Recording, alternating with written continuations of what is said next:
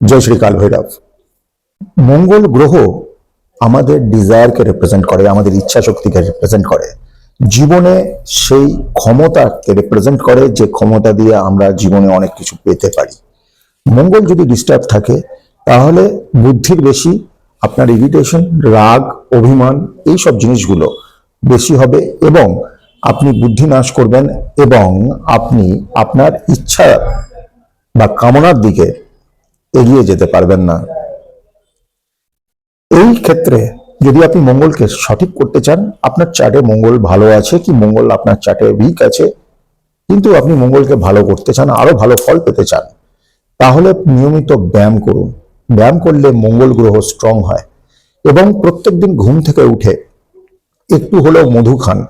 মধু খেলেও মঙ্গল কিন্তু আপনার হয়ে ভালো ফল দিতে পারে।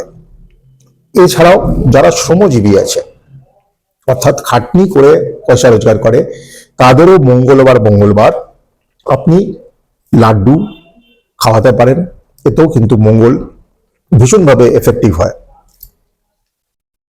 11মুখী রুদ্রাক্ষ, 3মুখী রুদ্রাক্ষ মঙ্গলের জন্য খুব ভালো কাজ করে। হনুমান চালিসা মঙ্গল গ্রহকে প্রশান্তিত করতে ভীষণ ভালো কাজ করে। মঙ্গল ভূমিপুত্র, তো ভূমির সাথে মঙ্গলের একটা খুব ডাইরেক্ট কানেকশন আছে। আপনি আপনার জন্মভূমির মাটি একটা পাত্রে রেখে প্রত্যেক দিন যদি 5 মিনিট তার উপরে পা রেখে বসে থাকেন, মেডিটেট করেন, তাহলেও কিন্তু মঙ্গল আপনাকে ডাইরেক্টলি ভালো রেজাল্ট দেবে। জন্মভূমির মাটি মানে যেখানে আপনি জন্মেছেন, আপনি কর্মসূত্রে ব্যাঙ্গালোরে থাকেন কিন্তু আপনি জন্মেছেন কলকাতায়, তার মানে কলকাতার মাটি প্রয়োজন আছে।